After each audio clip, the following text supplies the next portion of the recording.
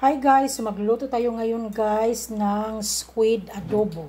So meron na tayong silver swan soy sauce, meron tayong grape, vinegar, oyster sauce.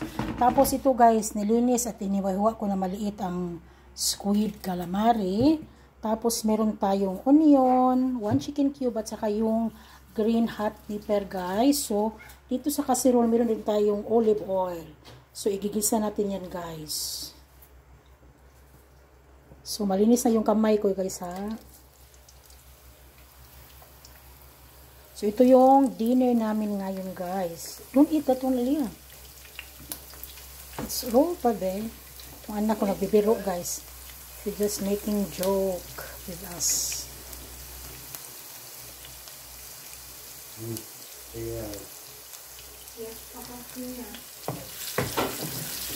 Ang ginagamit ko, guys, is olive oil.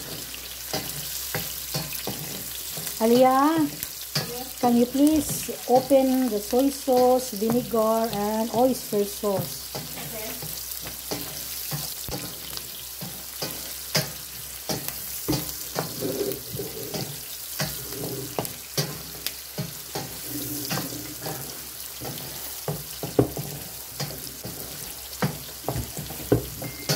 Done. Thank you, Anna. No, take out the cover, please, so that it's easy for me.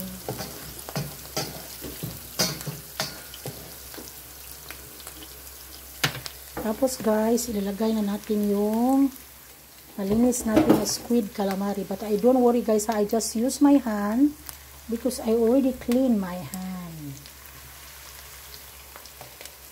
So, I will pour na lang, guys, para madiretso na. Para medyo may tubig din siya. Kainaan muna natin ang apoy. Kasi malakas ang apoy.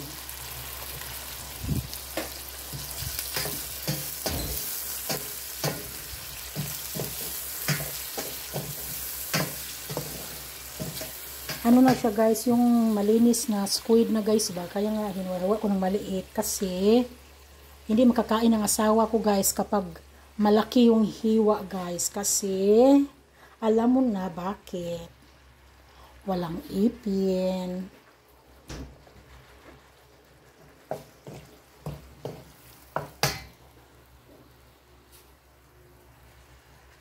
Put the melon in the corn bananas to cool down there.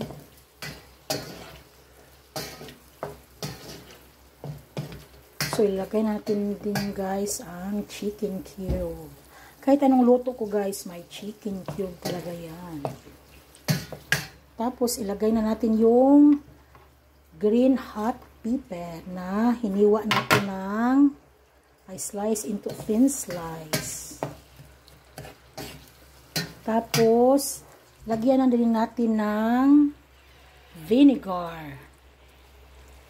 We'll put little bit vinegar because this is squid adobo. Oh, yeah. And then, little bit of oyster sauce. So the finished product of this one guys, I will just upload in my short video.